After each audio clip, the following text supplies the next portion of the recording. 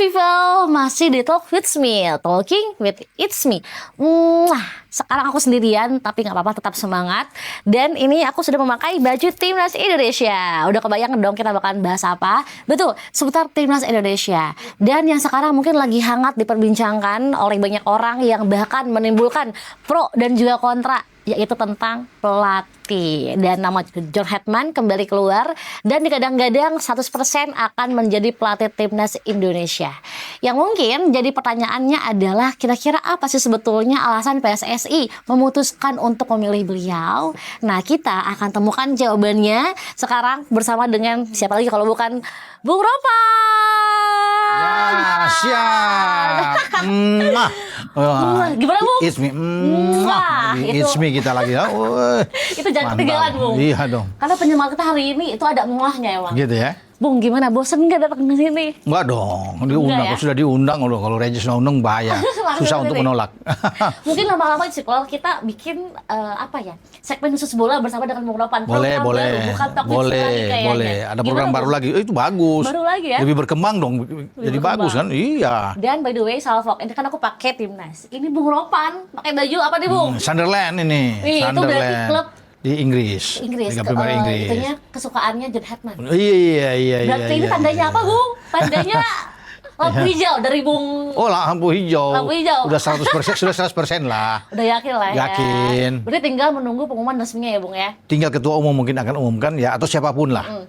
Apakah diwakilkan oleh wakil ketua umum, tapi lebih bagus ketua umum yang umumkan dah. Langsung. Iya, ketua langsung umum, ya. Oke, Bung, ini mungkin mewakili banyak pertanyaan di tengah masyarakat, termasuk mungkin saya pun yang bisa dibilang masih belajar jauh soal bola. Iya. Sebetulnya apa sih alasan PSSI pada akhirnya condong nih, Bung, untuk memilih John Hetman sebagai pelatih Timnas Indonesia? Jadi begini, pertama kan 10 kandidat turun jadi 5. Nah 5 ini kemudian coba untuk dihubungi oleh PSSI, berangkatlah diutus PSSI dengan Direktur Teknik PSSI Alexander Swiers. Ya, tadinya dengan Ketua BTN Pak Marji, tapi Pak Marji sibuk ke SEA Games, jadi diwakili oleh 2 Exco. Ya, ini kan kronologisnya. Exco itu Pak Muhammad dan Pak Andri Irawan. Nah di sana mereka bertemu dengan Jordi Cruijff, penasihat teknik di Inggris ya. Nah 5 ini kemudian yang jadi wawancara 2, Giovanni Van Bronckhorst dan kemudian dengan John Hetman. 2 lagi nggak datang, Felix Sanchez sama Oscar Garcia tuh Spanyol nggak datang. Heimer Hallgrimsson, pelatih asal Islandia yang menangani Irlandia Utara juga nggak bisa karena dia lagi sibuk dengan Irlandia kan untuk bawa playoff di zona Eropa untuk Piala Dunia. Maka cuma 2 ini kira yang masuk ya. Nah dari 2 ini tentunya digodok lagi.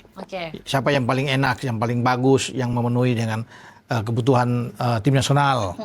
Tadinya kan nama Giovanni Van Bronckhorst tuh tinggi, ya bagus, ya. Tapi kemudian setelah mungkin dilihat, karena PSSI punya kriteria khusus, pelatih yang menangani tim nasional yang sudah pernah menangani tim nasional.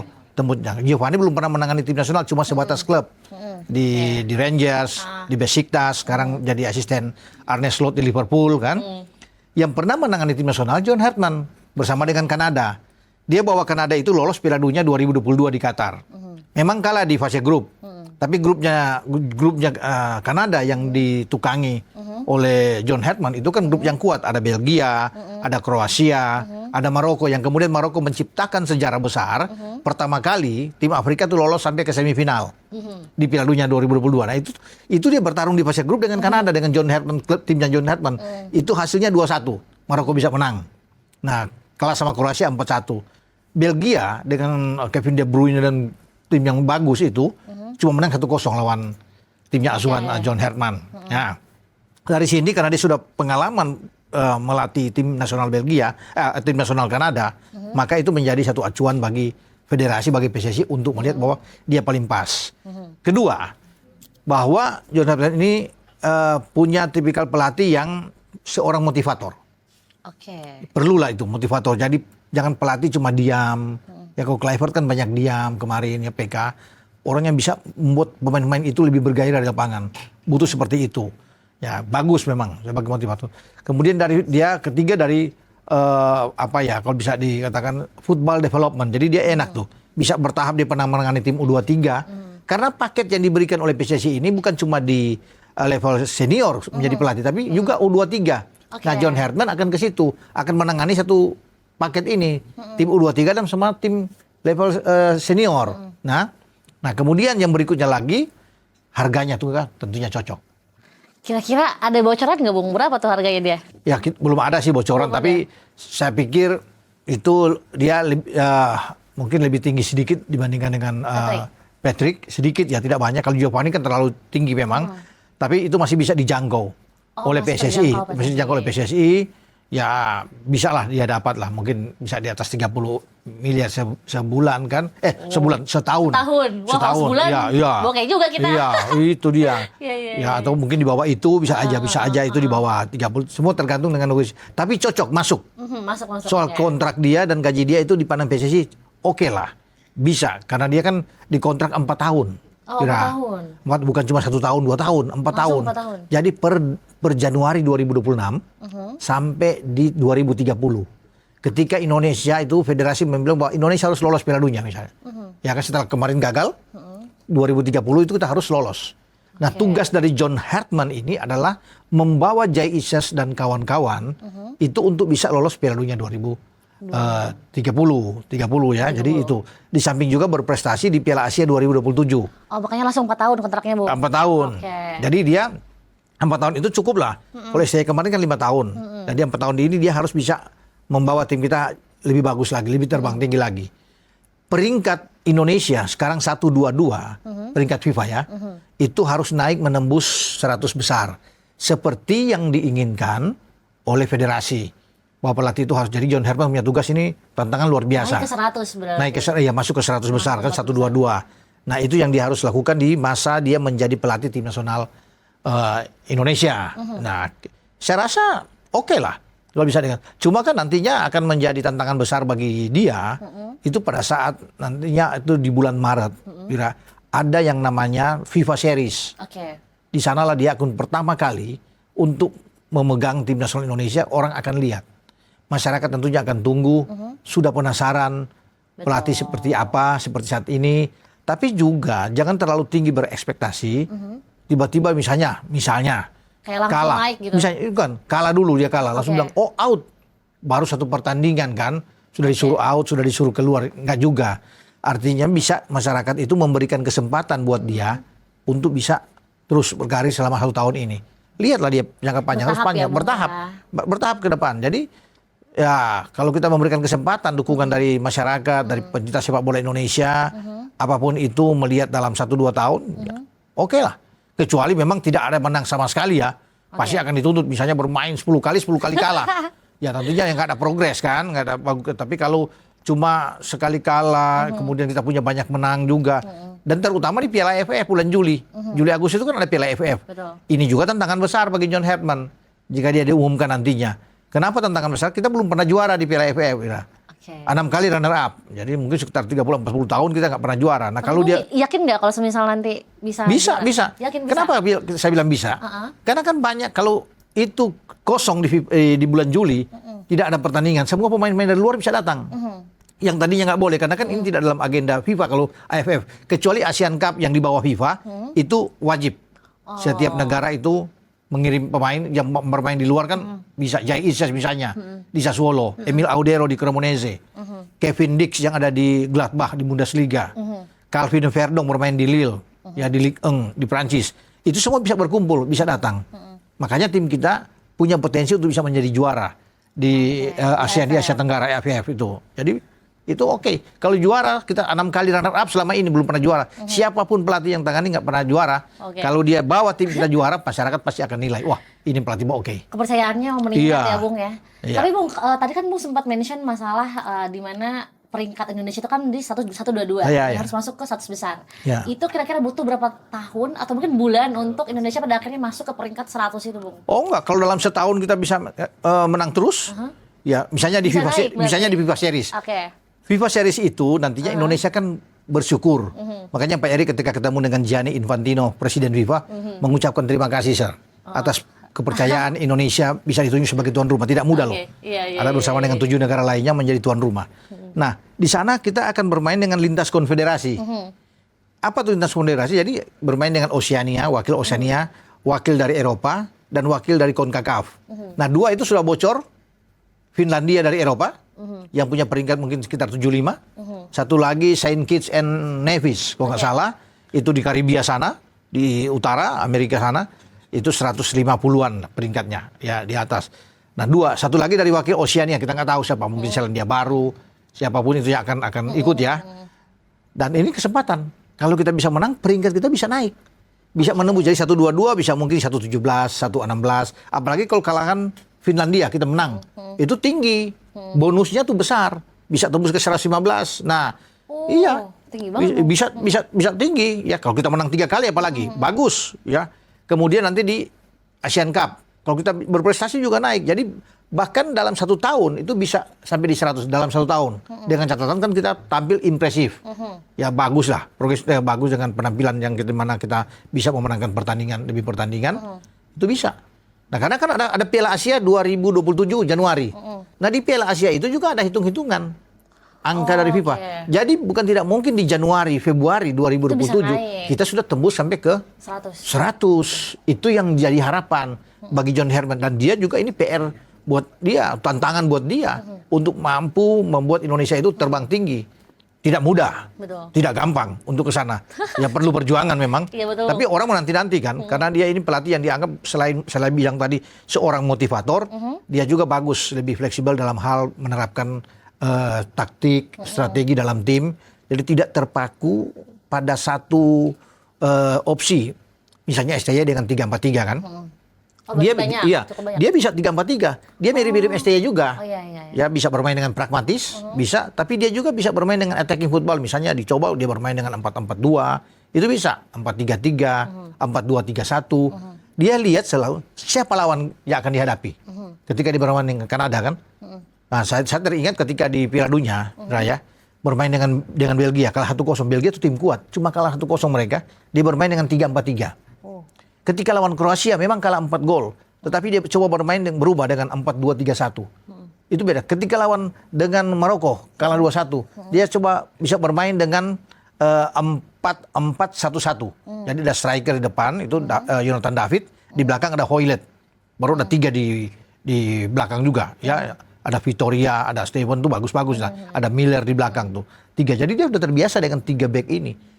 Yang diterapkan oleh STY ketika menangani tim nasional Indonesia kan lebih bagus di saat itu. Nah jadi memang cocok, sama-sama punya karakter yang kuat, disiplin juga. Nah makanya kita akan lihat. Tapi Bung, kan mungkin banyak yang bilang bahwa kalau John Herman itu pelatih yang builder, bukan pelatih instan. Sedangkan tadi target sendiri itu kan di Januari ya. Nah kira-kira itu keburu nggak, atau mungkin PSSI emang memandangnya sebagai proyek jangka panjang gitu, bukan instan yang sebulan 2 bulan. Makanya kan PSSI itu bersabar, penuh kehati-hatian di dalam memilih pemain, memilih pelatih, karena tidak mau terulang lagi seperti kemarin di PK buru-buru, kemudian akhirnya kan hanya 10 bulan pecat. Padahal STY diharapkan STY yang bisa meneruskan itu kan. Setelah menang melawan Arab Saudi 2-0, kemudian diputuskan di 6 Januari 8 Kluivert masuk. Tapi hasilnya yang diinginkan kita bisa lolos Piala Dunia 2026 Amerika, Meksiko, Kanada buyar. Kan kalah di putaran keempat grup B. Kemarin itu lawan Arab Saudi kalah dan lawan Irak. Nah, ini PSSI nggak mau lagi, sehingga kan ada salah satu EXO yang mengatakan, Pak Edri, kita tidak mau membeli atau mengambil seorang pelatih seperti kucing dalam karung. Kita tidak mau, tebak-tebakan. Kita harus betul-betul bersiap dengan benar, karena ini jangka panjang, benar. Betul. Ini bukan hanya 1-2 tahun. Walaupun kepengurusan PSSI hanya sampai di 2027, ada pemilihan lagi, tapi ini sampai 2030. 4 tahun ke depan. Jadi memang diberikan kesempatan terhadap John Herman untuk bisa membentuk tim. Kalau dia bagus, itu pasti dipertahankan. Siapapun ketua umum nantinya yang terpilih di 2027, dia akan terus untuk di ini. Apalagi kalau bisa kita dapat hasil bagus di FIFA Series, menjadi juara di Piala AFF, saya jamin bahwa dia akan sampai ke 2030. Berarti ada kemungkinan akan lebih dari 4 tahun tuh. Ya bisa saja. Ketika dia berhasil membawa lolos ke Piala Dunia, pasti akan dipertahankan dong. Sampai ke Piala Dunia 2034. Bisa.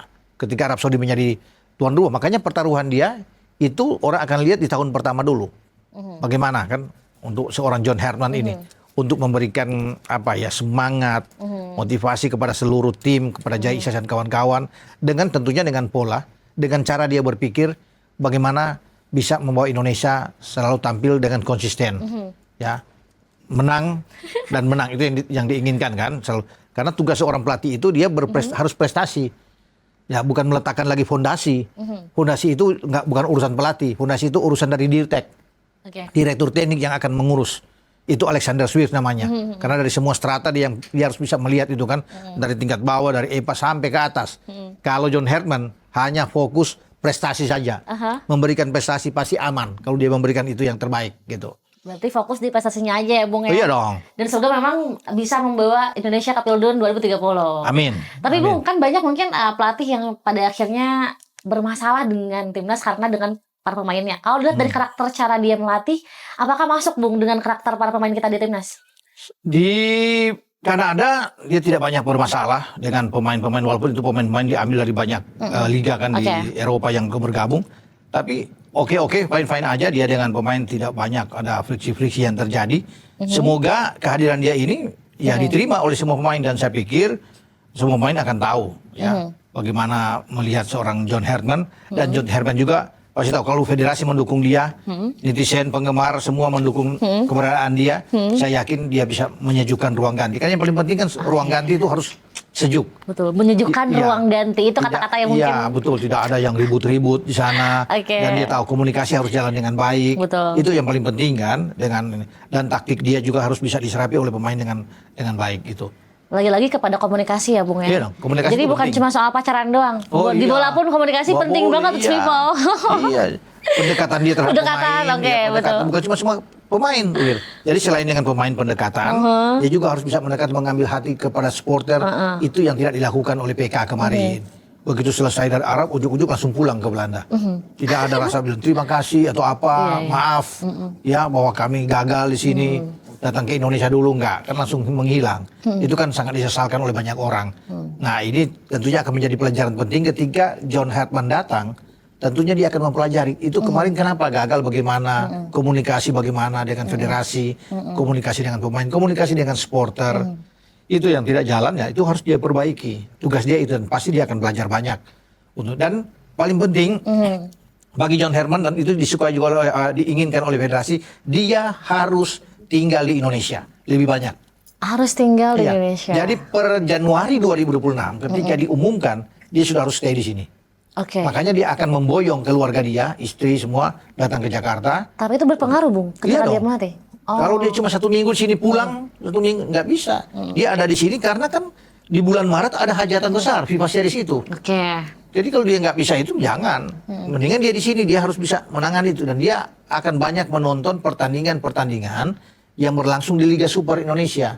Dia itu berkeliling jalan, ya berbicara dengan pemain-pemain nasional, misalnya dengan siapa di Bandung kan ada Eliano Reinders, ada Tom Haye, ada Mark Klok di sana, ada Beckham Putra kan. Dia bisa berkomunikasi juga dengan Boyan Hodak sebagai pelatih.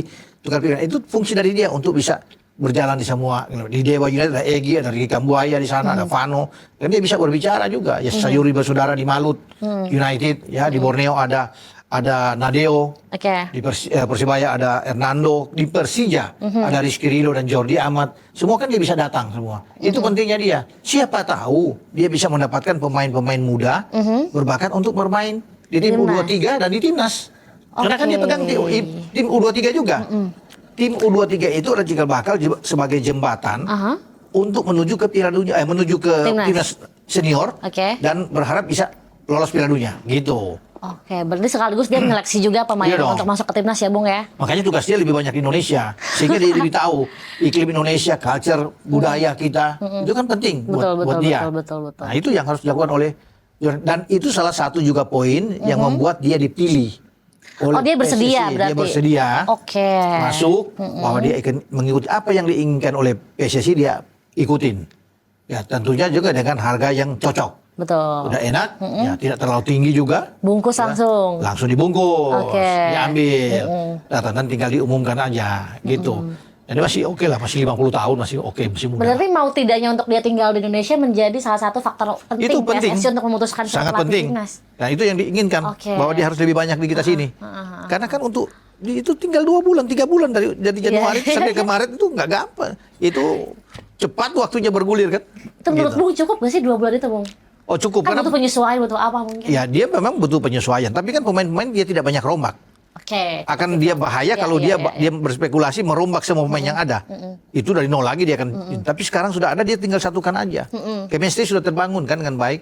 Tinggal sesuaikan pola dia, racikan dia, disesuaikan dengan lawan yang akan dihadapi. Makanya itu akan menjadi pertaruhan dia di bulan Maret di FIFA Series. Karena pemain-pemain sudah bagus. Kalau kita bicara pemain abroad yang naturalisasi itu sekarang sudah menjadi warga negara Indonesia, Jai Isis nggak diragukan kan? Saya sudah sebut tadi Kevin Dick semua kan? Iya, betul. Justin Hubner pemain di Eredivisie, ya, Dean James sama Emiliano Jonathan, itu pemain yang bagus. Emil Audiero, Martin Paz, kan? Calvin Verdong, bagus semua. Iya, Biar kan? setuju, Kalau setuju. mereka kumpul dengan yang ada sekarang tinggal ditambah 1-2 pemain, bagus. Nggak masalah bagi dia. Nggak ada masalah. Istilahnya awak kapalnya udah beres, tinggal kaptennya nih. Iya. Gitu kan ya. Nah, kuda kan dia sekarang kan. Tinggal bagaimana dia bawa kapal Iya, ini. iya. Enak kan nih sampai ke pelabuhannya bisa merapat dengan bagus, kan smooth. Itu kan yang diinginkan kan. Iya, jadi ya kita tetap berdoa saja, menaruh harapan. Jangan dulu berpikir negatif. Belum bekerja sudah dibilang dia out lah, dia apa segala macam, dia nggak bagus. Jangan. Kita tetap harus berpikir positif untuk tetap memberikan dukungan untuk tim nasional loh yang penting. Jadi apapun kalau menang tuh tim nasional harus kita support gitu. Jadi mau gimana pun mungkin nanti prosesnya kita sebagai warga negara Indonesia yang mendukung yang terbaik ya Bung ya. Itu yang paling Bukan penting. malah menjatuhkan atau mungkin malah bikin isu-isu yang negatif di sosial media. Iya, betul. Gitu. Bung, kalau dari sisi karakter kepelatihan mungkin, sebetulnya kekuatan yang dimiliki sama John Hetman itu sekuat apa sih yang mungkin belum banyak publik tahu tentang ini? Sebenarnya orang sudah tahu semua. Saya bilang tadi kan salah satu kekuatan dia lah sebagai seorang motivator. Itu bagus. Tetapi juga kita akan melihat dalam hal taktik itu kan menjadi tanda tanya orang melakukan. Ini bagus nggak? Dia merancang taktik dia ya terhadap pendekatan terhadap tim dia. Itu kan banyak menjadi pertanyaan belum terbukti. Apalagi mereka kait-kaitkan kalau Piala Dunia, Kanada lolos tapi kalah 3 kali nggak bisa lolos dari fase grup. Lihat dulu maksudnya lawan-lawan dia siapa? Belgia, Kroasia, Maroko tuh bagus semua. Iya kan? Kanada bayangin dari urutan 90 peringkat FIFA, dia tangani masuk melejit di 40-an. Itu sudah luar biasa. Kanada nggak pernah lolos dalam 36 tahun. Sejak tahun 96 baru lolos di Qatar 2022. 36 tahun menunggu. 36 tahun menunggu. Dan hanya seorang John Hetman yang mampu membawa itu. Tapi dia juga kan pernah menangani tim putri dari Kanada, back to back dapat medali perunggu di Olimpiade 2012, 2016. Itu luar biasa bagi seorang pelatih, medali perunggu di Olimpiade untuk tim putri. Jadi kedatangan dia juga bisa dimanfaatkan. Kita kan punya tim cewek-cewek atau tim wanita kemarin yang juga bertanding di SEA Games kan. Nah, pelatih tim putri bisa bertukar pikiran dengan John Hetman karena dia pernah sukses dengan tim putri Kanada. Pernah masuk ke babak perempat final di Piala Dunia juga tim putri Kanada di tangan John Hetman. Jadi dia bisa memberikan ilmu dia, ya kan apa yang pengalaman dia menangani tim putri Kanada bisa dia bicarakan dengan pelatih putri tim Indonesia. Itu salah satu hal poin penting juga. Walaupun dia ditaruh sebagai pelatih tim nasional senior dan tim U23. Tapi kan kelebihan dia pernah menangani tim putri Kanada itu yang dapat 2 medali perunggu 2012-2016. Bagus buat kita. Berarti dia dengan kita mengambil John Hetman sebagai pelatih timnas ada bonusnya ya Bung ya? Bonusnya itu. Bonusnya berarti untuk putrinya. Putrinya kan putrinya. Karena tim putri kita kan sedang mencoba untuk naik apa semua. Nah butuh apa? Mumpung ada pelatih yang bagus seperti John Hetman yang punya pengalaman luar biasa. Tapi kalau aku sedikit penasaran Ibu, karena kan mungkin timnas putri di Indonesia jarang ke-expose ke sosial media mungkin ya. Sekarang gimana Bung? Apa posisinya? Bagus kalau kan, bicara tim putri ya, karena sekarang kan nggak ada kompetisi. Agak aneh juga bicara bahwa kita punya tim nasional tapi tidak punya kompetisi. Itu yang menjadi PR bagi PSSI. Jadi di 2026 atau 2027 segeralah digulirkan kompetisi untuk putri. Walaupun tidak perlu seluruh Indonesia, baru mungkin sebatas beberapa ya daerah yang ikut atau klub-klub punya. Tapi harus digulirkan, harus ada kompetisi sehingga seorang pelatih itu harus dapat melihat ini bisa saya ambil, ini bisa saya ambil untuk masuk. Jadi kayak apa ya orang kan bisa kok lucu, ya nggak ada kompetisi punya tim nasional, iya kan? Dari mana pemain itu datang? Karena ini banyak mempertanyakan. Makanya sekarang PSSI lagi berpikir kira-kira pola seperti apa, ya akan ini ya model seperti apa untuk ada. Tapi memang penting untuk menggulirkan kompetisi tim dan itu sudah dipikirkan oleh PSSI tentunya. Ya tidak mungkin mereka tidak pikirkan. Pasti sudah pikir. Tinggal waktunya aja kapan untuk digulirkan ini. Itu banyak potensi-potensi pemain-pemain putri kita bagus-bagus. Ya termasuk mereka yang dinaturalisasi kan. Banyak yang datang juga ya. Kita berharap aja yang terbaik. untuk ke depan. Oke, Bung, Gitu. kan ini dengan dipilihnya John Hetman ini mungkin masih tinggal menunggu pengumuman resminya. Ya, ya. Gitu. Tapi sebetulnya tuh apa sih ekspektasi realistis yang mungkin bisa publik terapkan ke beliau, Bung? Apanya? Maksudnya? Ekspektasi realistisnya. Ya jangan terlalu tinggi lah bang ekspektasi. Terlalu tinggi kita bermuluk-muluk nanti bahaya, ya kan? Pelan-pelan aja. Untuk bisa melihat pelan-pelan aja. Jadi dia juga akan berharap begitu kan. Yang penting dukung dia. Dan dia ingin membawa Indonesia akan lebih baik lagi. Dan punya kita akan lihat nantinya di bulan Maret. Oke. Bagaimana cara dia untuk bisa melatih, yang memberikan stimulan yang bagus buat tim nasional. Dan berharap bahwa kita bisa memenangkan setiap pertandingan. Ya, sampai di bulan Juli untuk ikut di AFF misalnya atau di Asian Cup. Nah itu yang menjadi harapan kita untuk ekspektasi bahwa kita harus, kalau di bulan Juli kalau semua ikut, ya kita pasti juara menurut saya ya. Kalau semua ikut, ya tidak ada masalah.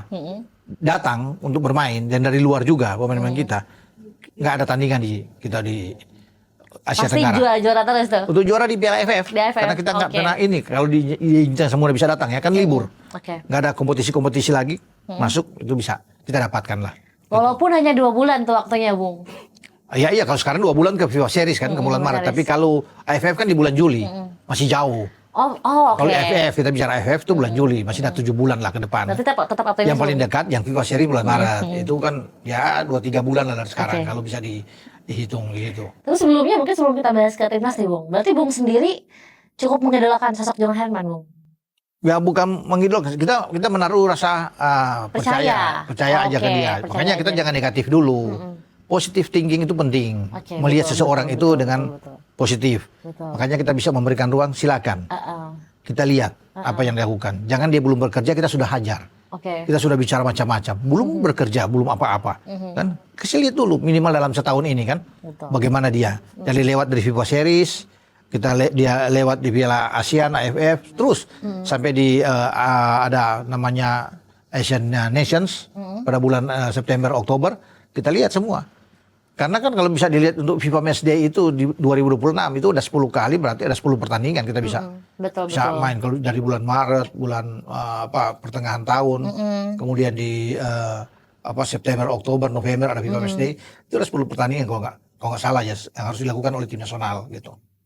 Oke, ini kita masih segmen 1 tapi pembahasannya udah lumayan luas nih, Bung. Dan People kita akan kembali lagi setelah yang satu ini.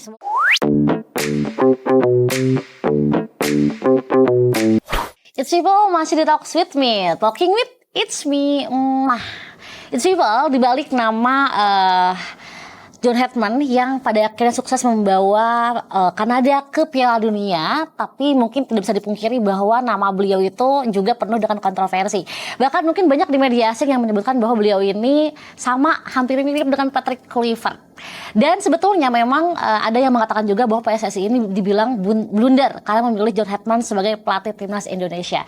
Mungkin pada segmen kali ini akan lebih menarik It's People kalau kita bahas lebih dalam lagi kira-kira apa sih resikonya yang akan diterima PSSI ketika memilih John Hetman sebagai pelatih timnas Indonesia.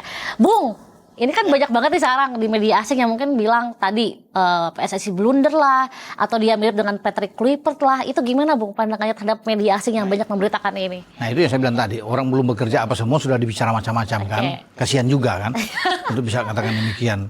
Mungkin hanya orang-orang yang iri aja. Untuk apa mereka berbicara terhadap seorang pelatih, betul. Seperti mengacaukan aja kalau menurut saya. Kalau PSSI sudah pilih, tentunya kita harus mempercayakan itu.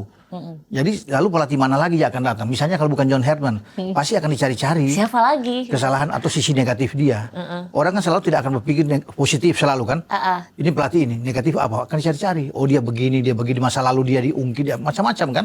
Akhirnya muncul lagi seperti ini bahwa dia akan sama seperti Patrick Kluivert. Mana bisa? Kalau untuk ukuran CV, dia lebih unggul jauh dibandingkan Patrick Kluivert.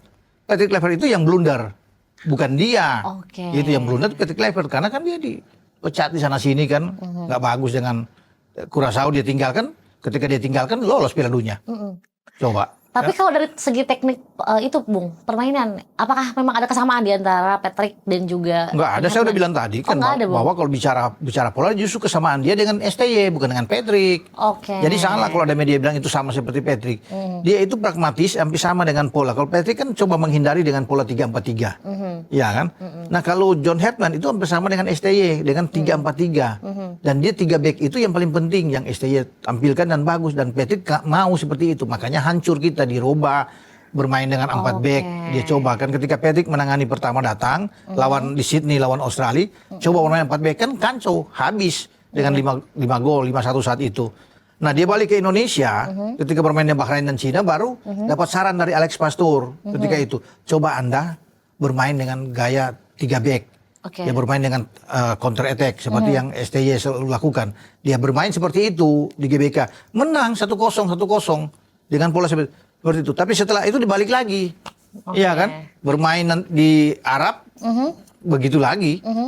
Jadi kalah. Jadi kalah pada akhirnya. Tidak kalah. Berarti gitu yang blunder itu menurut Bung sendiri bukan John Herdman, melainkan Patrick Kluivert-nya. Sekarang orang mau bilang blunder bagaimana? Dia belum menangani satu pertandingan pun dia belum tangani di tim Indonesia. Udah susun duluan ya, Bung ya? Susun duluan terhadap bahwa dia ini belum itu enggak terhadap iya. itu enggak juga seperti itu bisa dikatakan. Jadi makanya saya bilang berikan kesempatan kepada seseorang untuk dia menjalankan ya dia punya misi dia dengan tim nasional. Kita lihat dulu dalam setahun bekerja bagaimana, ya kan? Kalau dia sudah bagus, ya, tentunya kita bilang, oh ini bagus. Kecuali dia jelek yang kita bilang tadi, 10 pertandingan 10 kali kalah, itu baru kita bisa ambil bisa tindakan, bisa out mungkin, atau bagaimana bisa dilihat.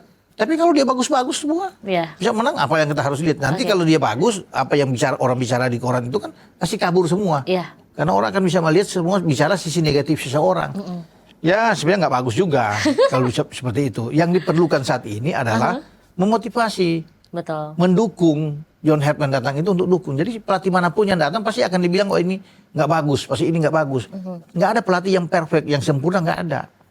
Jose Mourinho aja yang berarti besar pasti ada kurangnya. Pasti ada prosesnya juga ya. Iya ya, dong, bisa ada ini apa semua. Jadi ya saya pikir ya kita sebagai masyarakat lebih tenang-tenang aja lah melihat. Serahkan semua ke PSSI dan juga kepada John Herdman kan. Yang penting support aja dulu ya Bung ya. Itu yang paling penting, support. Jangan kita nggak support. Dia udah datang tiba-tiba yang ada kita nggak support. Oh pasti kalah dia ini, pasti kalah. Kayak disumpah-sumpahin gitu loh kan. Dia pasti nggak benar. Banyak orang begitu juga.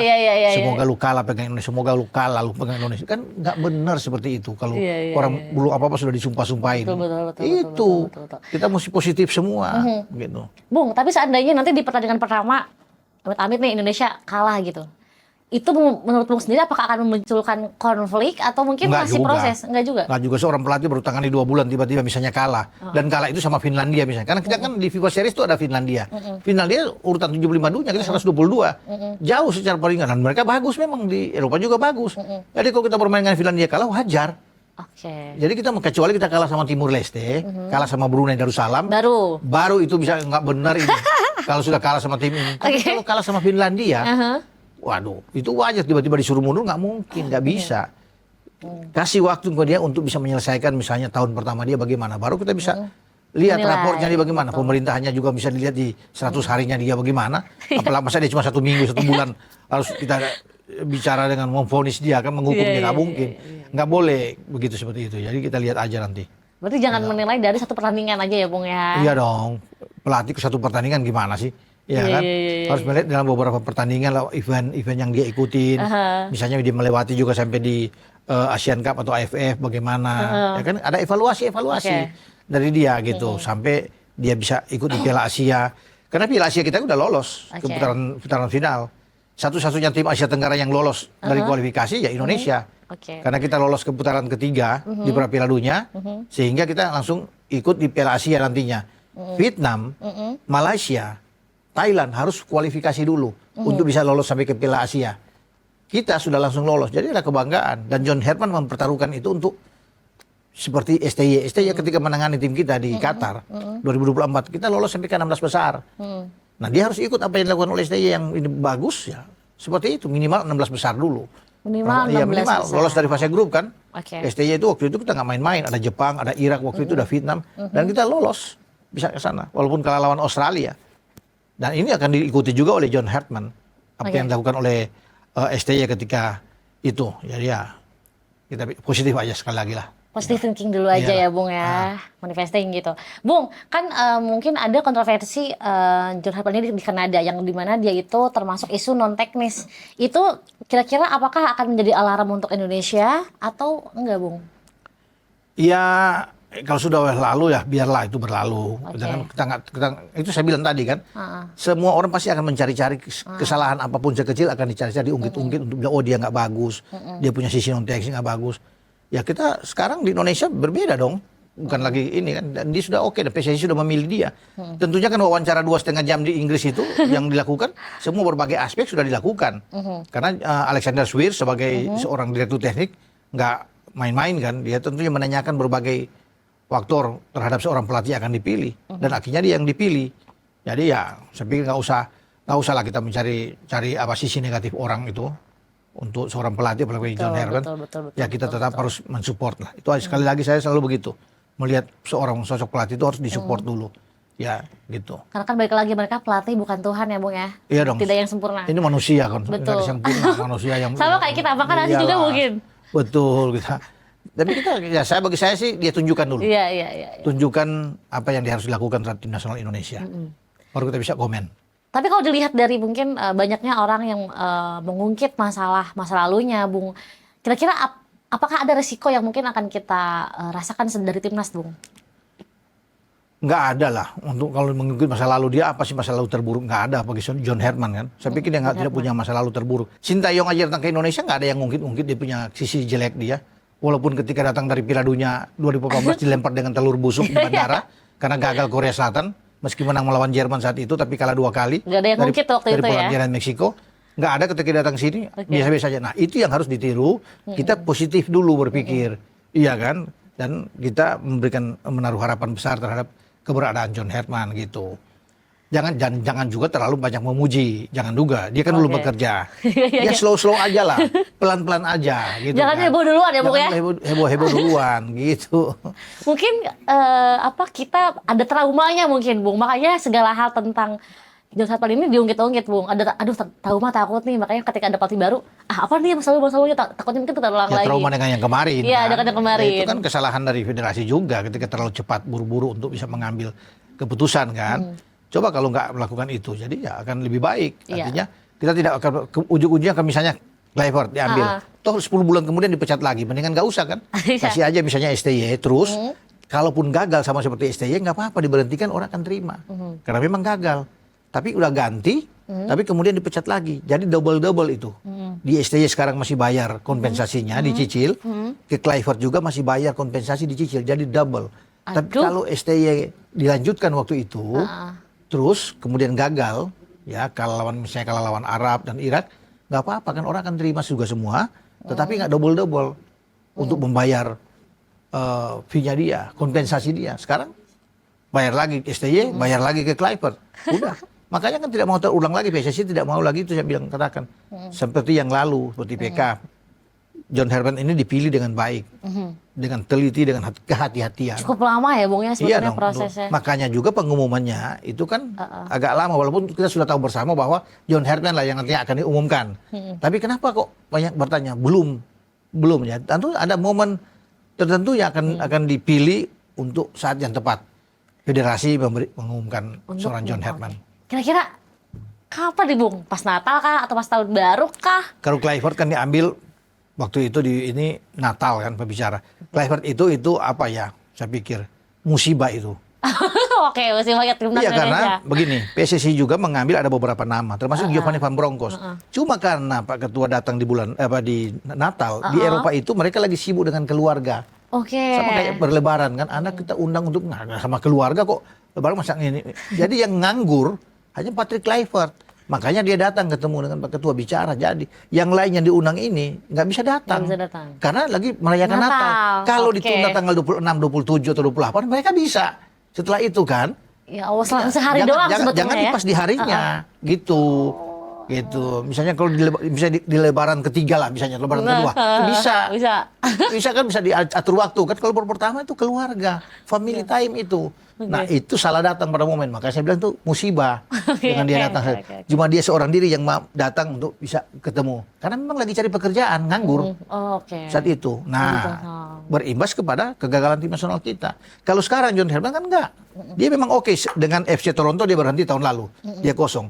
Tetapi kan dia memang didatangin langsung, dipilih untuk diwawancara. Itu penting. Tapi Bung, kalau kita harus flashback ke belakang nih, kenapa sih seburu-buru itu waktu itu? Apa karena waktu Patrick itu, waktu pembelian? Ya, karena buru-buru mau ambil untuk, ya itu mesti PSSI yang jawab, yang bisa ini. Kan ada bagusnya STY ketika menang lawan Arab waktu itu, tiba-tiba kaget gitu kan. Ada tekanan dari publik juga mungkin ya Bung ya? Atau gimana? Enggak juga sebenarnya kan, publik lagi senang-senang dengan STY waktu itu. Karena kan lagi sukses kita. Iya, lagi setelah menang melawan Arab 2-0, betul. Marcelino bikin golisnya. Tiba-tiba kan 1 bulan kemudian dipecat, ada apa ini? Ada apa ini? Kan? Lagi bagus-bagusnya gitu. Orang mempertanyakan kan. Kemudian pelatih yang datang juga kan nggak bagus-bagus amat. Kalau dilihat dari track record dia hancur. Hancur-hancuran.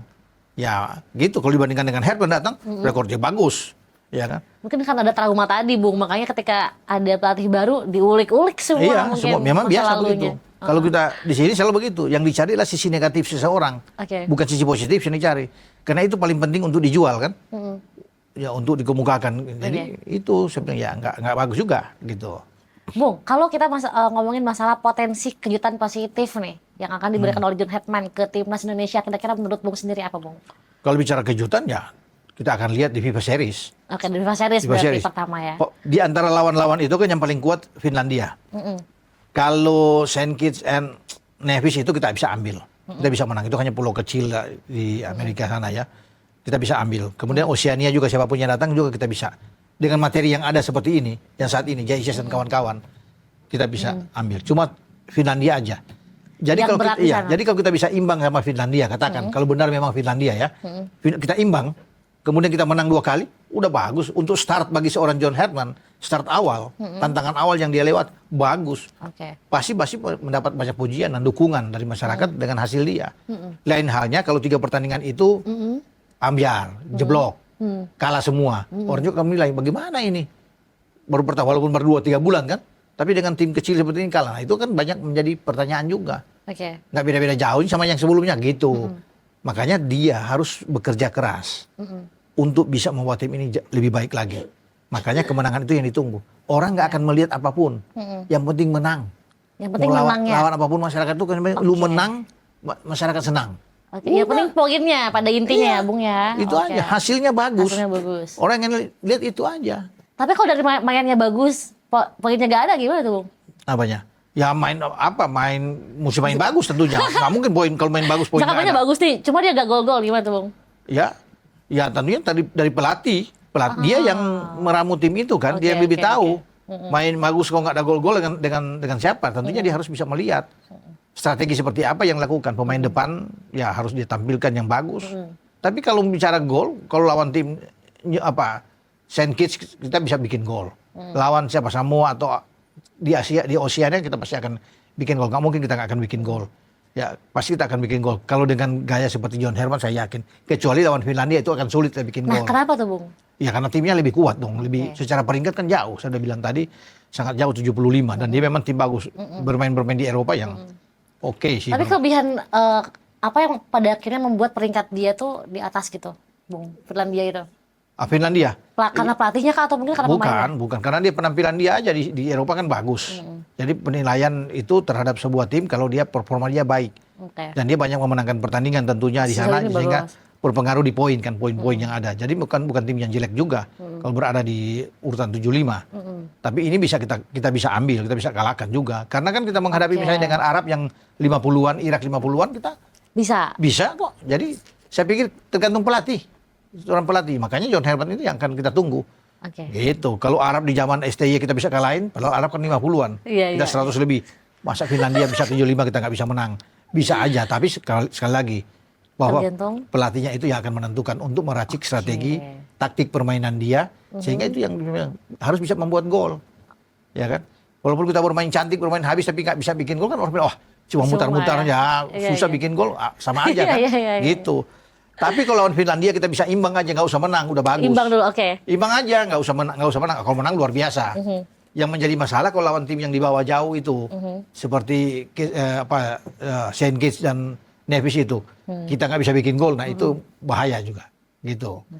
Oke, semoga dengan pelatih baru ini yang mungkin belum resmi diumumkan, tapi udah pasti 100% nih Bung. Semoga akan menciptakan sejarah baru di timnas Indonesia. Oke. Isi People, jangan kemana-mana setelah ini. Tetap di Talk with Me. Talking with It's Me. Mwah.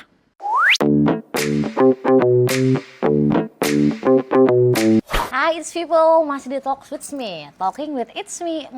Nah, It's People, AFC Nations League dibilang-bilang akan menjadi dan juga mengubah peta persaingan antar negara di Asia dan juga merupakan format kompetisi baru di Asia. Bung, yang menjadi pertanyaan mungkin saya dan juga mungkin masyarakat di luar sana, sebetulnya apa sih pengertian dari atau kompetisi dari AFC Nations League ini, Bung? Ini pemikiran dari FIFA ya, Federasi Sepak Bola Internasional. Dalam hal ini ketuanya, presidennya Gianni Infantino. Bagaimana meningkatkan sepak bola Asia itu lebih kompetitif lagi. Kemudian kalau bicara dengan AFC Nations League ini, itu mengikuti seperti di Eropa. Di Eropa sudah ada tuh. Oh, udah ada berarti di Eropa. 4-5 musim terakhir sudah ada. Nah, yang ada di sana itu kemudian coba diterapkan di Asia. Biar lebih enak. Karena begini, untuk mengisi masa jeda internasional dengan pertandingan-pertandingan yang lebih bermutu, lebih bagus itu dibikin semacam kompetisi Nations League ini. Daripada bermain dengan pertandingan persahabatan tapi dengan tim-tim yang kurang begitu oke kan. Jadi dibuatlah suatu ramuan di sini ya, pola yang bagus sehingga di Asia juga bisa lebih naik. Ya, lebih kompetitif, lebih ya, semua negara. Ya, itu akan terbagi dalam 4 kategori. Ada A, B, C, D. Ya paling bawah itu ya paling terbawah lah. Di Asia dengan peringkat FIFA itu yang paling bawah mungkin ya. Tadi berarti. Ya di bawah yang D. Nah di atas itu level pertama itu yang kuat, yang memang tim-tim bagus. Misalnya Korea Selatan di sana, Jepang itu bermasuk dia, Irak, Iran, Arab Saudi, Qatar, ya bagus-bagus, Jordania itu semua masuk. Australia masuk dia. Bukan tidak mungkin Indonesia masuk, karena setiap kategori itu akan terbagi. Kalau di Eropa, kalau mengikuti apa yang dijalankan di Eropa, itu setiap di A itu misalnya ada 4 grup, di B 4 grup. Di C 4 grup, baru di D. Itu seperti kasta-kasta lah. Di kasta di A, B, C, atau Liga 1, Liga 2, Liga 3 gitu. Dibikin. Nah, formanya seperti apa? Kalau di Eropa formanya itu sistem promosi dan degradasi. Yang ada kan. Jadi kalau misalnya di C, di paling bawah, di D, paling bawah. Misalnya di bawah itu ada Timur Leste, Brunei Darussalam, Laos, ya, Cina Taipei misalnya, Kepulauan Mariana Utara, misalnya situ kan. Atau Bangladesh misalnya ada di bawah semua. Nepal. Nah, mereka berkompetisi sesama mereka, selevel dengan mereka. Kemudian ada sistem promosi degradasi. Juaranya bisa aja, misalnya juara atau runner up itu naik ke level 3. Yang dari 4 tadinya kan, di level D kan, naik ke C.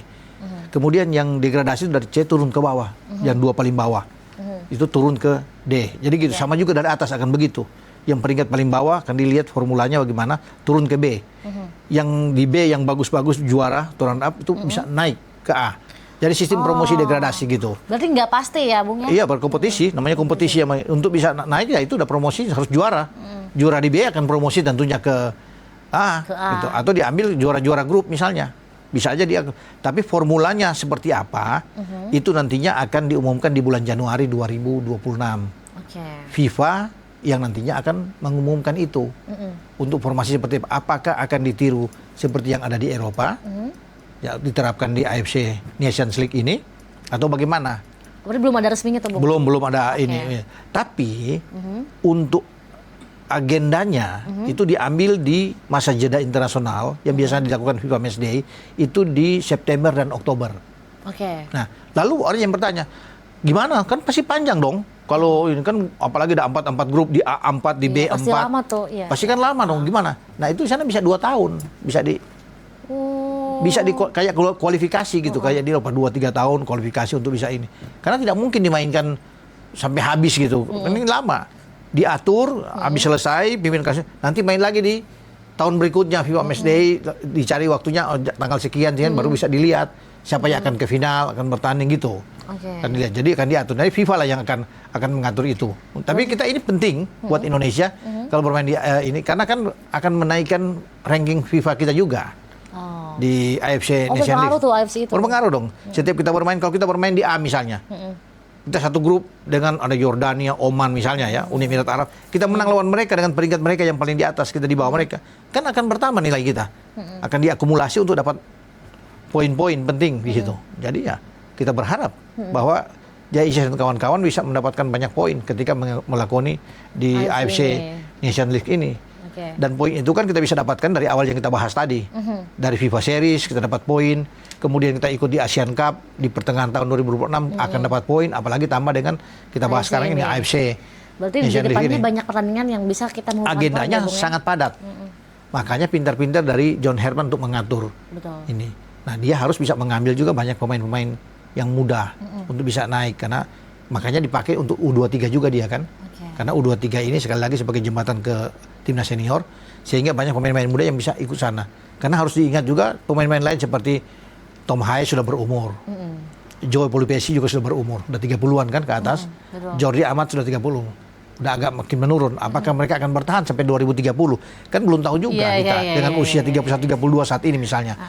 Ketambahan 3-4 tahun kan udah cukup tua. Makanya perlu bagi John Herbert bisa ada regenerasi Oke. pemain-pemain muda untuk bisa mengisi posisi di sana. Jadi memang tugas dia tugas yang tidak mudah memang. Tidak gampang. Cukup banyak sebetulnya Banyak ya. yang harus disiapkan gitu. Kayak kebayang aja jadi dia banyak banget tuh beban di pundaknya ya Bung ya Iya. untuk membawa nama timnas Indonesia kembali harum. Bung, tapi kalau dari semisal posisi Indonesia nih Iya. A, B, C atau D, kira-kira menurut Bung sini masuk kemana Bung? Mungkin dia bisa. Oh bisa di A. Kalau ada benar-benar di A itu ada 4 grup, dengan melihat kita lolos sampai ke putaran keempat pra Piala Dunia kemarin, berarti kita masih bisa masuk di Oh masih bisa di A. masuk di A. Karena kita itu kan lolos langsung ke Piala Asia, putaran final Piala Asia tanpa ada Oke. kualifikasi juga. Nah kalau diambil misalnya kalau A itu kan 16 tim, 16 tim kita di A. Oh. Ya kalau kan dihitung kan Korea Selatan, Korea Utara katakan di sana lah. Ada Jepang, ada Irak, ada Iran, ada Qatar, ada Oman, ada Yordania, Arab Saudi, Uni Emirat Arab misalnya kan. Nah sudah baru 10 itu, ditambah lagi 6, Indonesia akan masuk. Oh. Ya kan? Indonesia Oke. akan masuk, misalnya Indonesia ada Kuwait di sana bisa mas, ada Uzbek bisa masuk juga. Jadi banyak lah tim-timnya akan bisa ikut di dalam, kemudian dibagi grupnya mereka. Nah di kasta kedua siapa misalnya? Di situ ada klub-klub tim-tim Asia Tenggara bisa kan? Ada Vietnam, Thailand, mungkin Malaysia akan masuk di kasta kedua. Di B itu. Di B itu akan dipilih kan? Kita semua di Asia itu kok nggak salah 47 anggotanya, 47 negara. 47 negara. Antara 47 sampai 49 deh. Negara di Asia AFC. Nah, itu yang akan dibagi. Dibagi berdasarkan kategori dengan peringkat FIFA. Yang paling rendah itu akan masuk mungkin di di D. Tim paling bawah. Tinggal dilihat, dibagi aja tuh 48, 47 sampai 49 tim itu. Dibagi ke 4 itu. Dibagi ke 4 itu. Banget dari pertandingannya ya. Iya.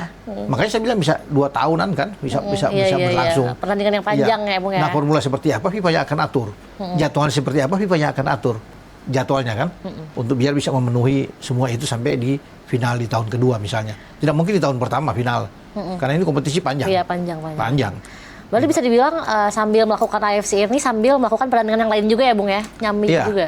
Iya, karena kan ini menghilangkan pertandingan-pertandingan FIFA Matchday juga, uji coba yang tidak penting, pertandingan-pertandingan yang itu ya, dan ada semacam kesetaraan ya. Makanya saya bilang dibagi dalam 4 itu, sehingga di 4 yang paling bawah itu kan mereka akan ketemu sama, nggak terlalu jauh. Misalnya Nepal kalau ketemu dengan Korea Selatan atau Jepang udah pasti kalah jauh, kita aja kalah telak, apalagi dengan Nepal misalnya atau Kepulauan Mariana Utara. Kan nggak mungkin ya. Jadi mereka mesti ketemu sama mereka, bias kesetaraan tuh ada di antara mereka. Dengan peringkat yang nggak beda jauh kan, hampir sama. Sehingga kompetisi mereka tuh rame. Kalau misalnya Nepal, Bangladesh, Timur Leste dengan Brunei kan rame.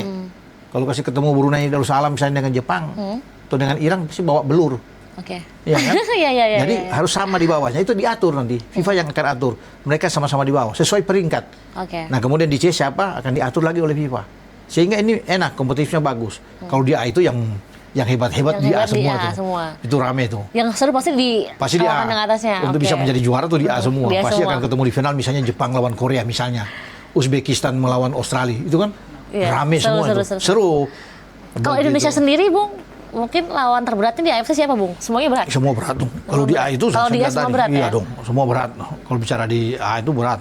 Korea berat, apalagi Uzbek, Australia kan kita kalah. Jepang, Arab Saudi semua tim bagus. Iran, Irak apalagi tim yang memang sulit kita kalahkan. Tapi ya kita bisa mendapatkan hasil yang bagus kalau kita bisa membuat kejutan misalnya ya, untuk bisa mendapatkan hasil angka yang baik ya. Itu dihitung di FIFA ya, untuk poin-poin kita gitu. Tapi Bung, AFC Nation ini perbedaannya yang mencolok dibandingkan dengan AFC Cup dan juga kualifikasi Piala Asia itu apa, Bung? Iya tadi, karena ini cuma mengisi itu aja berarti mengisi ya kekosongan, dibuatlah biar lebih kompetitif bertani. Kalau AFC itu Piala Asia itu kan rutin, memang Piala Asia yang berlangsung. Kalau ini pertama berarti ya? Iya, kalau yang Nation ini baru ini terobosan yang dilakukan oleh FIFA untuk meningkatkan ya, volume pertandingan di Asia lebih bagus. Karena jangan cuma ada misalnya AFC atau Piala Asia aja, perlu dibikin seperti AFC Nations League ini berkompetisi dengan baik kan. Jadi itu yang dilakukan oleh FIFA. Memang kelihatan hampir sama kelihatannya. Iya, hampir sama, betul. Ada Piala Asia dengan ini, tapi formulanya diatur dengan baik. Karena ini sistem promosi degradasi itu yang paling baik. Jadi tidak mungkin ya Nepal atau Timur Leste itu nantinya bisa juara di AFC Nations League. Yang akan juara bertarung di atas itu hanya di A. Untuk bisa sampai ke atas level yang paling tinggi, kayak sama di Eropa kan, yang bisa menjadi juara itu Spanyol, Prancis, Jerman, Belanda, ya Italia, mereka yang posisi di atas yang bisa ini. Tidak mungkin Malta atau Luxembourg juara, nggak mungkin karena mereka berkompetisi di bawah. Mereka boleh juara tapi naik terus. Makanya saya bilang dari bawah itu kalau mereka juara itu naik ke B, ke C, juara di C ini naik ke B, baru mereka bisa juara lama untuk ini. Karena untuk bisa menjadi juara nantinya di AFC Nations League yang saya bilang tadi, itu tim-tim yang punya peringkat tertinggi di Asia berdasarkan apa yang dikeluarkan oleh FIFA. Itu yang dinamakan AFC Nations League. Kalau di Piala Asia kan berbeda Piala Asia kan. Jadi ada kualifikasi dulu dari bawah yang diikuti Vietnam sekarang, Malaysia, ya Singapura sudah lolos.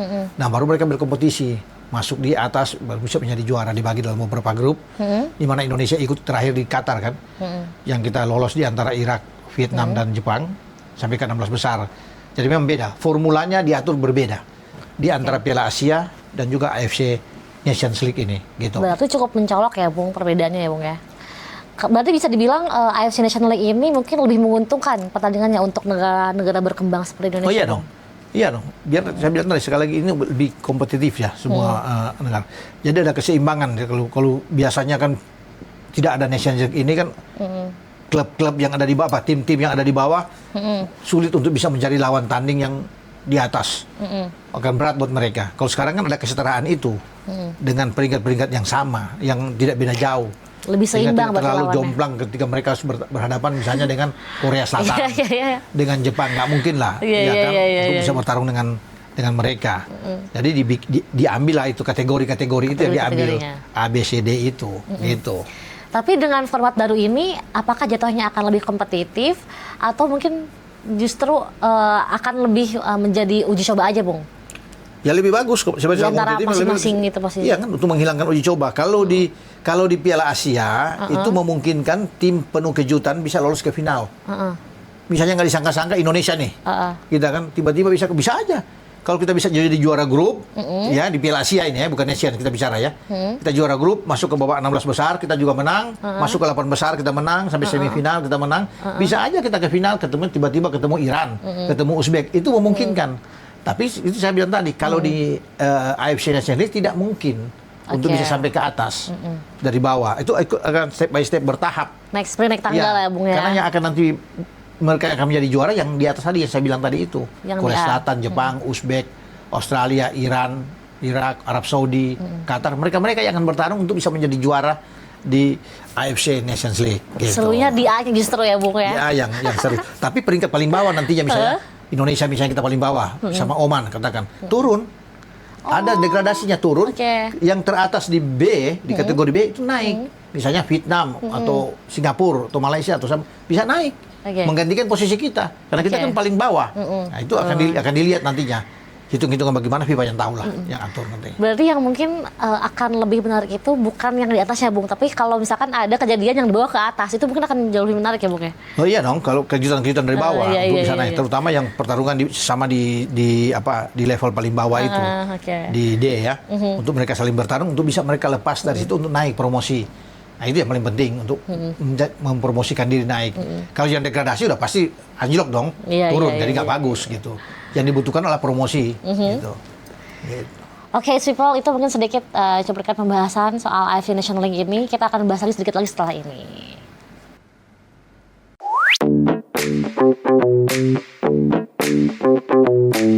It's People, masih di Talk with Me, Talking with It's Me. Nah, mungkin kita sekarang masih membahas tentang AFC National League ini, yang memang digadang-gadang membuka persaingan baru di level Asia. Yang mungkin menjadi pertanyaan adalah, apakah Indonesia itu akan sejauh apa Bung melangkah di liga ini, Bung? Tergantung dari sistem undian ya. Pembagian grupnya ada di mana. Oke. Kalau kita bermain di kategori A di atas, siapa lawan kita kan? Itu bisa aja kita dengan Korea. Oke. Kalau kita masuk, kita sama Jepang bisa aja. Bukan tidak mungkin itu ada. Karena sudah pasti bagi Indonesia kita akan ada di atas. Kalau mau cari misalnya ada 4 grup, 16 tim misalnya di atas, kecuali lainnya cuma 8 misalnya. Berbeda tentunya akan dihitungnya. Tapi kalau ada 16 tim, 4 grup, bukan tidak mungkin kita akan ketemu dengan Iran, Uzbek, itu bisa. Karena tim-tim unggulan tidak mungkin akan langsung ketemu kan. Ya mereka akan dipisah itu. Grup misalnya Jepang, Korea Selatan, Uzbekistan, Australia. Itu akan terpisah mereka. Baru di bawah kita tidak tahu siapa. Ada Irak, Yordania, Oman, siapapun Emirat Arab. Arab Saudi akan nanti sesuai undian lah yang akan masuk. Jadi Indonesia harus siap. Dengan apapun kita harus siap. Di posisi A tadi, Bung. Iya, di posisi A itu. Nah, pemain-pemain kita ini yang akan nantinya siapa yang akan ditampilkan. Kalau dengan saya lihat misalnya seperti saat ini, kita oke kok mumpuni. Pertandingan kemarin ya, melawan Arab 3-2. Mestinya kita hampir menang, harus menang waktu itu. Salah taktik dan strategi dari PK aja. Dengan Irak yang biasanya Irak itu bisa menang telak di atas 3 gol, sudah susah sekarang. Cuma 1 lawan kita kemarin, kalau bisa dilihat. Jadi dari situ aja sudah bisa gambaran bahwa kita sebenarnya bisa. Tergantung sekarang pelatihnya. Siapa? Kalau kemarin dengan STY kita kan mampu bisa mengalahkan Arab. Arab itu dengan pelatih yang sama yang mengalahkan kita kemarin ketika PK menangani Indonesia. Arab itu sama juga dengan kita. Nah sekarang ketika Herman bisa menangani tim, ya dia bisa lihat pemain-pemain seperti apa yang dia. Kalau di belakang saya rasa itu kuat kita. Bagus lah. Jai Itzes, Rizky Ridho, Kevin Dix. Itu kan pemain-pemain yang bagus yang bermain dengan posisi 3 back. Seperti yang diinginkan oleh John Herman. Ada Justin Hapner. Bisa bermain di sana. Kalau di kanan itu ada Sandy Walsh. Eliano juga bisa bermain di sana. Di kiri malah ada Calvin Verdong sama Dean James. Semua itu bagus-bagus semua. Ada Sain Patinama. Ya, jadi saya rasa untuk komposisi pemain kita bagus. Kalau bicara di tengah, ada Joe Pelupesi, ada Tom Hai. Bagus kita. Ada Nathan Cho juga yang bisa diandalkan. Ada Ricky Kambuaya yang bisa bermain di sana. Ivar Jenner bisa ditampilkan. Ya. Di depan kita punya Ola Romani. Selain Uli Romani, kita masih punya di sayap kanan ada Miliano Jonathans. Ada Ragnar Oratmangun di kiri. Ada Marcelino Ferdinand. Juga bisa ada di kan Mauro Silstra. Jadi bagus-bagus kita. Jadi dengan materi seperti itu, saya meyakini kita bisa bersaing. Bisa membuat kejutan lah. Paling tidak kalau bicara dengan Indonesia, bagaimana? Ya kita bertahan aja dulu di atas. Kalau ada pakai sistem promosi degradasi, kita bertahan aja. Tetap di A untuk tidak turun kan. Jangan sampai kita turun ke B. Misalnya itu, kalau kita ada di A. Itu paling realistis. Tapi kalau kita bisa melangkah lebih jauh kan lebih bagus. Karena banyak masyarakat juga menginginkan. Jangan cuma jadi kayak apa ya di sana. Penghibur aja di grup. Tapi kita tidak bisa berbuat apa-apa. Tapi dengan pemain-pemain yang saya bilang tadi, saya meyakini kita masih punya peluang untuk bisa lolos ke fase berikutnya. Untuk bisa bersaing lah. Karena kita sudah pasti dilirik sekarang. Dengan apa yang kita lakukan saat ini, lolos sampai ke putaran keempat. Nyaris kita bisa ke putaran kelima. Pasti tim-tim kuat di Asia sudah melihat ini. Bahwa Indonesia salah satu tim yang berkembang dengan pesat. Betul. Yang perlu untuk diperhatikan. Nah sekarang kan tinggal tergantung pelatihnya. Nakodanya ini. Kembali lagi ke pelatihnya. Kembali ke pelatihnya untuk bisa melihat. Kemarin kita tidak melakoni FIFA Matchday di bulan November kan disayangkan. Karena nggak ada pelatih. Setelah pemecatan PK kan nggak bisa. itu diisi oleh tim U22 yang ke SEA Games kan di sana. Nah, akhirnya kita gagal juga di SEA Games. Jadi memang sekarang pelatihnya yang John Herdman ini yang menentukan kemana arah dia harus bisa membawa kapal ini, tim Indonesianya ini untuk bisa ini. Karena materinya, amunisinya itu sudah ada, sudah bagus, Sudah amunisinya lengkap. sudah oke. Tinggal apalagi kalau ada penambahan kan, ada penambahan yang bagus itu oke. Banyak yang pingin masuk juga, tergantung dari kita aja, dari federasi aja untuk menyikapi ini. Nah, makanya tugas dari John Herdman ini bukan saja untuk melihat bahwa pemain naturalisasi harus dimainkan juga. Banyak juga di dalam yang dia harus lihat juga kan. Potensi-potensi yang ada di dalam, siapa-siapa yang dia harus tambah, dia harus masuk. Tentunya potensi-potensi muda. Karena yang harus diperlukan adalah pemain muda. Mungkin di bawah 25 tahun yang nantinya dia bisa sampai ke 2030. Ketika di 2030 kan usianya 27-28 kan bagus.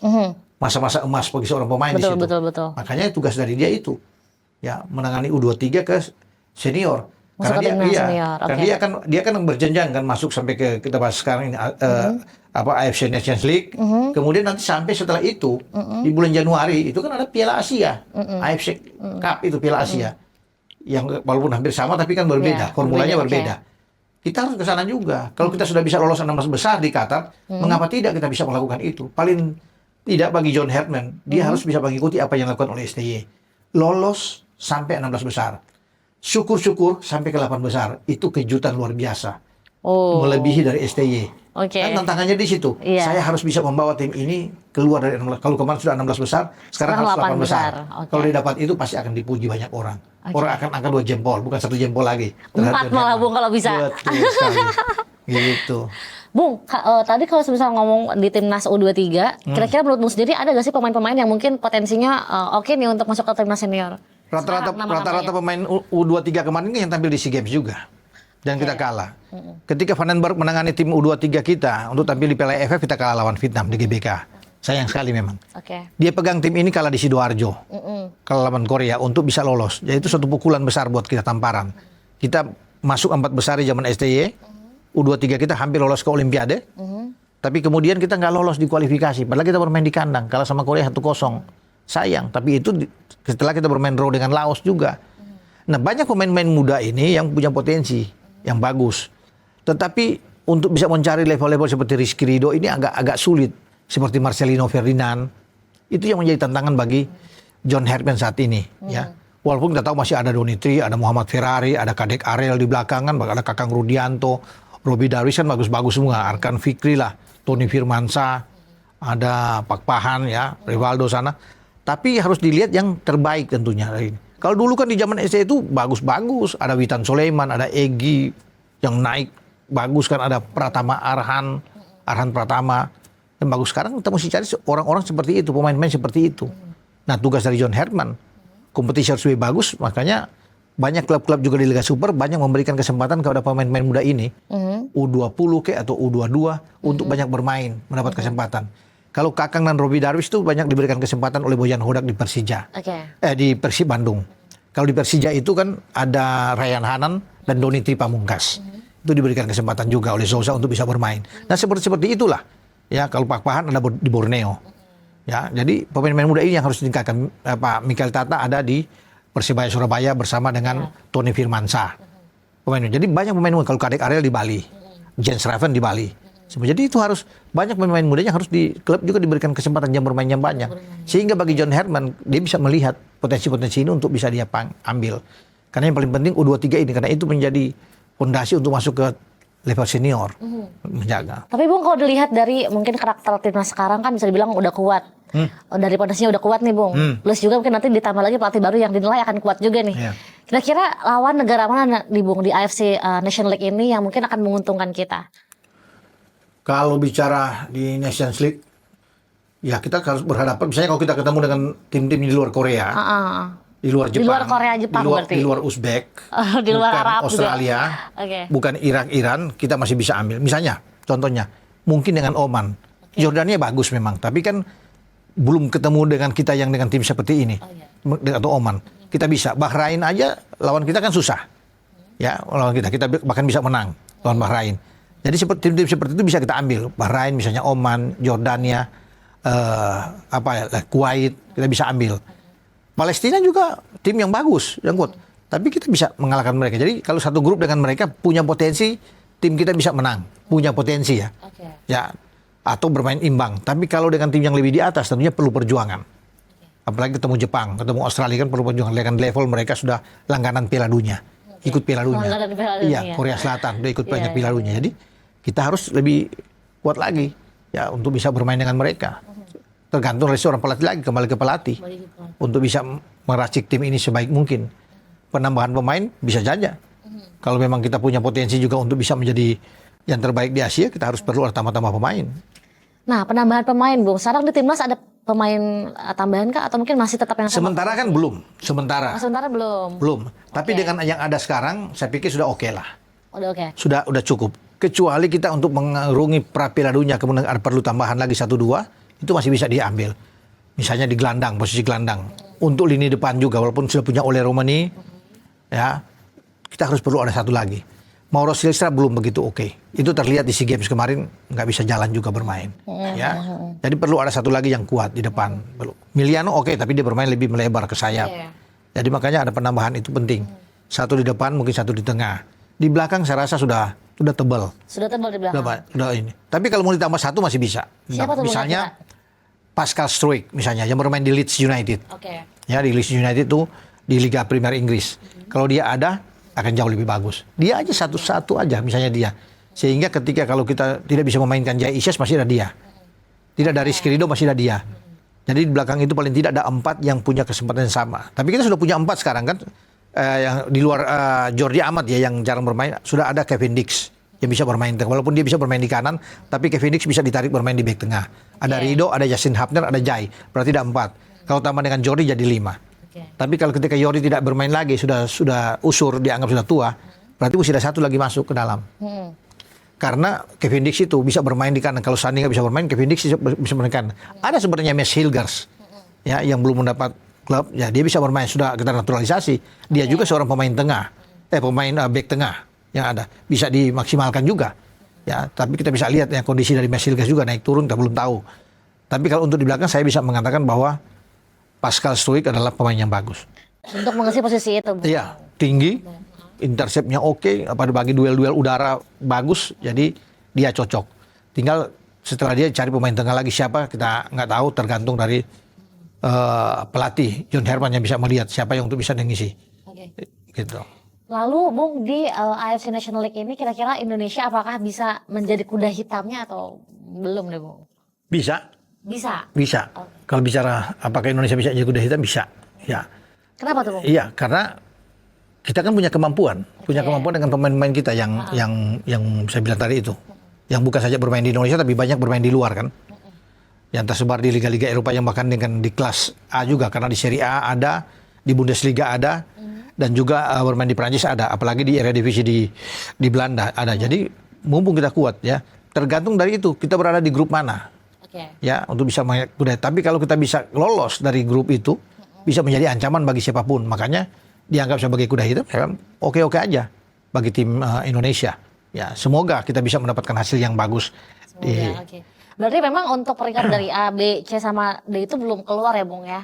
Ya, formula itu akan FIFA bicarakan nanti mungkin di Januari kalau salah. Di Januari akan dikeluarkan. Baru bisa keluar kira-kira bagaimana formulanya akan dibikin. Tapi saya udah bisa pastikan kita tidak mungkin akan berada di C misalnya, atau apalagi di D. Tidak mungkin, berarti dari B ke atas. Iya, dari A atau B kita akan ada di situ. Tapi kalau itu saya bilang tadi cari 16 ya kita bisa ada di A. Ya, apalagi kalau kita punya peringkat kan naik terus.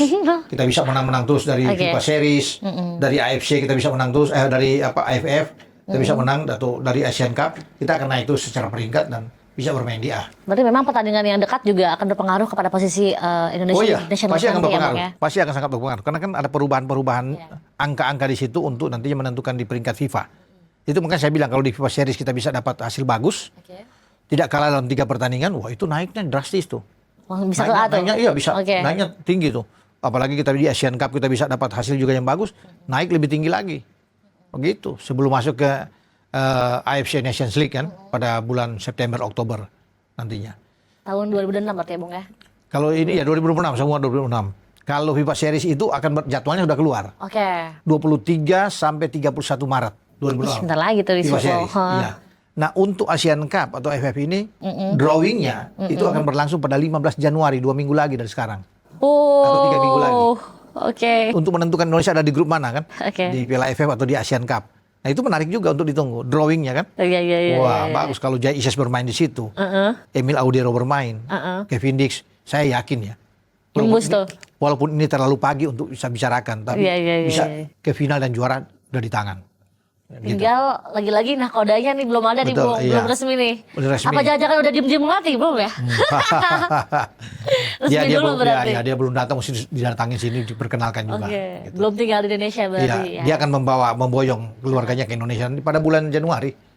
Dia baru bisa di Baru Januari. bisa di Indonesia. Sekarang bisa diumumkan, tapi kemudian akan datang, jadi akan stay di sini sejak Januari.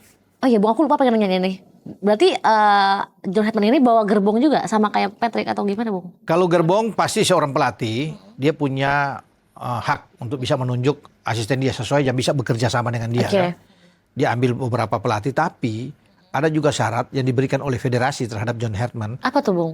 Itu adalah mengambil asisten pelatih dari Indonesia. Oh, STY waktu itu ada Nova Arianto yang sekarang menangani tim U20. Kemarin sukses di tim U17 kan, lolos ke Piala Dunia. Nova itu kan asistennya STY. Ketika Luis Mia pegang Indonesia, Luis Mia itu punya Bima Sakti. Oke. Ketika Alfred Riedel pegang tim nasional Indonesia, punya Widodo Ciputra sebagai asisten. Nah sekarang sebagai pelatih John Hetman, dia setuju juga untuk ada asisten dia Dari Indonesia. Lalu kan ditanya, siapa? Nah, itu dia siapa, Ya Bung? kan? Kalau bilang siapa, saya lebih mengusulkan yang paling pas itu adalah Kurniawan Dwi Julianto. Kenapa dia? Ya, ini satu-satunya yang paling baik, yang paling oke untuk diberikan Dibandingkan yang kesempatan. lainnya. Ya, dia pernah belajar di Como sana, mantan striker tim nasional yang oke, yang bagus, punya lisensi A-Pro juga. Kan itu termasuk dari lisensi juga kan. Kalau dia A-Pro dia bagus dan dia harus diberikan kesempatan. Kalau Bima kan sudah mendapat kesempatan di zaman Luis Mia. Sekarang lagi giliran bagi seorang Kurniawan. Ada Eko Burjianto juga. Mereka ini gerbong lulusan dari Primavera semua. PSSI Primavera zaman dulu, 1995. Dan sekarang menjadi asisten pelatih. Terakhir di SEA Games kemarin menjadi asisten bagi Indra Safri. Jadi kalau ditanya kenapa, saya yakin dialah Yang saat asistennya. ini pas. Ya. Tapi tergantung dari PSSI juga atau dari John Hetman memilih siapa. Tapi dia udah oke, Bung, untuk mengambil asistennya dari Indonesia. Udah oke. Oh, udah Salah oke. satu Oh, harus. udah bagus itu berarti ya. udah salah satu syarat juga kan. Harus tinggal di Indonesia. Harus ada asisten dari Indonesia. Oke juga. Iya kan, oke semua kan. Harga jangan terlalu tinggi, oke juga. Udah oke juga, udah masuk ya kan, tuh. keluarga lu boyong ke Jakarta, oke juga. Lu lebih banyak menonton sepak bola di Indonesia atau Liga Super, oke juga. Apalagi, Maka Bung, terjadilah itu semua untuk untuk tinggal diumumkan aja, itu udah jalan. Berarti udah 4 oke, tinggal diumumkan secara resmi ya, Bung ya. Itu aja. Siap. Nah, balik lagi nih, Bung, ke AFC National League ini. Kira-kira kalau Indonesia seperti yang Bung tadi mungkin percayakan dia menjadi juara atau enggak mungkin masuk di posisi atas lah gitu. Apakah itu akan berpengaruh ke rasa percaya diri kita di timnas, Bung? Kalau menjadi juara sebenarnya nggak mungkin, susah. Sulit ya. Untuk Walaupun masuk kemungkinan di itu A, ada. Tapi kalau bicara di A sudah pasti tergantung peringkat kan, kalau kita ada di A, kita sudah bilang tadi. Dan pasti lebih percaya diri lagi bagi kita. Kalau kita sukses nantinya di FIFA Series, ya itu akan meningkatkan rasa percaya diri bagi semua pemain untuk tampil lebih baik lagi, terutama menuju ke AFC Nations League. Ya kan, apalagi kalau kita bisa menjadi juara di FF, lebih percaya diri lagi. Jadi kalau ditanya lebih meningkatkan, ya pasti akan meningkat percaya diri ketika kita melewati itu dengan sukses yang tadi saya bilang FIFA Series dan AFF atau Asian Cup nantinya. Masuk ke AFC Nations League ini, semua pemain akan bagus, pede semua untuk bisa bermain sebaik mungkin dan membuat kejutan-kejutan di perhelatan yang baru ini yang dibuat oleh FIFA gitu saya bilang. Oke. Semoga menjadi gebrakan baru ya, Bung ya, untuk Indonesia mungkin menjadi lebih baik lagi, menjadi harum lagi nama timnas. Dan semoga dengan dipilihnya nanti pelatih John Hetman mungkin yang baru bisa menjadi langkah yang awal juga dan mudah-mudahan tidak memunculkan kontroversi yang lain di Indonesia. Jangan dulu lah. Iya. Jangan dulu ya. Iya, kita yang dukung intinya saja. apa, Bung? Percaya dulu aja. Ya, dukung saja dulu. Dukung, support aja. Support dulu. Jadi jangan sampai satu pertandingan justru malah menilai semua secara Iya, rata ya, Bung iya, ya. iya. Oke, Bung. thank you banget sudah hadir di Talk Sama-sama, With Me. sama-sama. Jangan bosan-bosan. Ya, terima kasih. Semoga nanti kita ketemu lagi di Siap. ketika beliau sudah resmi diumumkan. Iya dong, kita kalau ketemu sudah lagi, ngobrol diumumkan lagi, kan diskusi kita lagi. mesti ini gitu kan, oh gimana dia gitu. Oke Bung, thank you. Sama-sama. Jangan lupa istiqlal, like, comment, and subscribe. Bye-bye, see you.